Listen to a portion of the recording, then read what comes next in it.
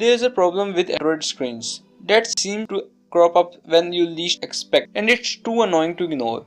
I'm talking about your screen flashing, flickering, or blinking, whatever you call it. It's more than just annoying. It gets in the way of doing anything of your Android, but you can still fix it. In your settings, scroll down to About Phone or About Device. Scroll to your build number, tap it about 7 times or more. You will get a message telling that you have now developer access. Go back to your settings menu and you will now have a developer option menu to use. Go into your new option, scroll down until you see the option for disable hardware overlays. Just tap on it and that's it. There are no flickering on screen now.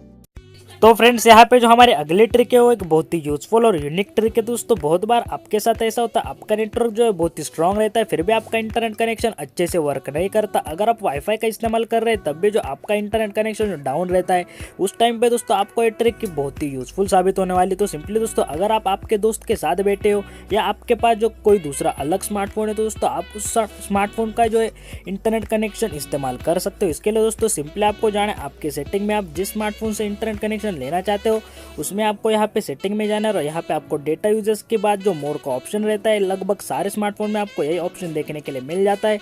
उसके tap करना है, उसके बाद आपको tethering में जाना है और यहाँ पे आपको जो ब्लूटूथ टेथरिंग का ऑप्शन नजर आ रहा है, सिंपली आपको उसे ऑन कर देना है।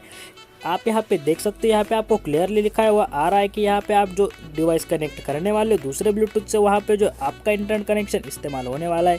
इसके बाद आपको जो स्मार्टफोन का ब्लूटूथ कनेक्शन ऑन करना है। इसके बाद आपको जो भी स्मार्टफोन में इंटरनेट कनेक्शन को इस्तेमाल करना है, सिंपली स्मार्टफोन में जाना है, उसका ब्लूटूथ कनेक्शन ऑन करना है और आपके स्मार्टफोन से उसे कनेक्ट कर देना है। मैं यहाँ पे जो मेरे इस स्मार्टफोन को ब्लूटूथ से कनेक्ट कर देता हूँ सिंपली। उसके बाद दोस्तों यहाँ पे आपको जो भी स्मार्टफोन से इंटरनेट कनेक्शन चाहिए उसे आपको टैप करना है और यहाँ पे आपको स्मार्टफोन को दोनों स्मार्टफोन को एक साथ जो पेयर कर लेना है। यहाँ पे मैं जो दोनों स्मार्टफोन एक साथ पेयर कर लेता हूँ। उसके बाद जैसे दोस्तों आपका स्मार्टफोन दोनों स्मार्टफोन के साथ पेयर हो जाएगा, यहाँ पे आपको जो सेटिंग का आइकॉन नजर आ रहा है, सिंपली दोस्तों आपको सारे स्मार्टफोन में कुछ इस तरीके का आइकॉन नजर आएगा, आपको उस पर टैप। उसके बाद दोस्तों यहाँ पे नीचे आपको दिख रहा होगा इंटरनेट एक्शन का जो आपको ऑप्शन नजर आ रहा है, सिंपली आपको उस पर टैप कर देना और यहाँ पे आपको जो ओके का ऑप्शन नजर आ रहा है उस पर आपको ओके कर देना है। इसके बाद दोस्तों आपका स्मार्टफोन जिस भी स्मार्टफोन से कनेक्टेड होगा आपको उसे फिर से पेयर कर देना है। यहाँ पे आपको पेयरिंग की रिक्वेस्ट को एक्सेप्ट करना है और उसके बाद सिंपली आपको जो ओके पे टैप कर देना है। तो जैसे यहाँ पे आप ओके पे टैप कर दो, आप ऊपर देख सकते हो आपका स्मार्टफोन जो है ब्लूटूथ से कनेक्ट हो जाएगा और यहाँ पे आपको जो नोटिफिकेशंस आना स्टार्ट हो जाएगा। जैसे कि आप यहाँ पे स्क्रीन पे देख सकते हो, जब हमने वीडियो को स्टार्ट किया था, यानी कि जब हमारी ट्रिक चालू की थी, यहाँ पे जो हमारा प्ले स्टोर बिना इंटरनेट के चल नहीं रहा था। तो जैसे यहाँ पे मैंने जो ब्लूटूथ से दोनों डिवाइसेस को कनेक्ट कर दिया, यहाँ पे जो हमारा प्ले स्टोर बहुत ही अच्छी तरीके से वर्क कर रहा है। तो आई होप दोस्तों आपको ये यूनिक और यूजफुल ट्रिक पसंद आई होगी। Clearing notification is the muscle memory of many of us. But in the process of clearing out these annoying app notification, most of the time an important one gets cleared. So, how do you see the old notification? Surely there are lots of notification apps that help you in accessing the same. But what good is an OS if it can't help you in such situation? Long press on the home screen, tap on widgets and place the settings shortcut on your home screen. Upon opening it, select notification log and you are done. Here you can see all the notifications you are cleared by mistake. Just click on the one you want and here it is. तो दोस्तों बहुत बार आप आपके दोस्त को आपका smartphone इस्तेमाल करने के लिए देते हो, पर आपका दोस्त जो है आपके पर्सनल एप्लीकेशंस को आपके बिना बताए ओपन कर लेता है और उसके बाद दोस्तों जो रिसेंट ऐप्स का सेक्शन है उसे भी जो उसे टिक कर हटा देता है।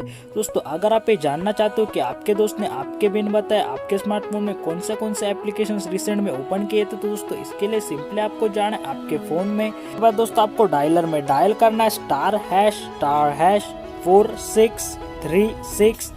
*#4636##। तो दोस्तों ये नंबर आपको स्क्रीन पे भी दिखाई दे रहा होगा। तो सिंपली दोस्तों आपको इस नंबर को टाइप करना है और यहाँ पे आपको जो कॉल का बटन दिख रहा है उस पर आपको क्लिक कर देना है।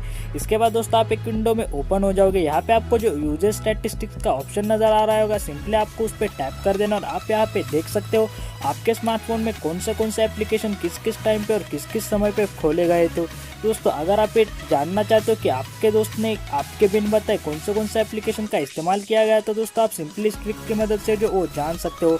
इस एप्लीकेशन में दोस्तों आपको जो लाइफ टाइम यूज और ऐप नेम के मुताबिक जो स्टैटिस्टिक्स मिल जाती है, दोस्तों आपको इसे एक बार जरूर ट्राई करना चाहिए।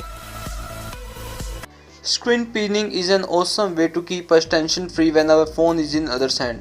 With this feature enabled, we can pin protect the screen that don't want others to see, and then those screens can be viewed after entering the pin. To enable and set up screen pinning, go to settings menu, scroll down to security in personal section. Now click on security, scroll down and go to screen pinning. Now enable it. Open the app you want to pin.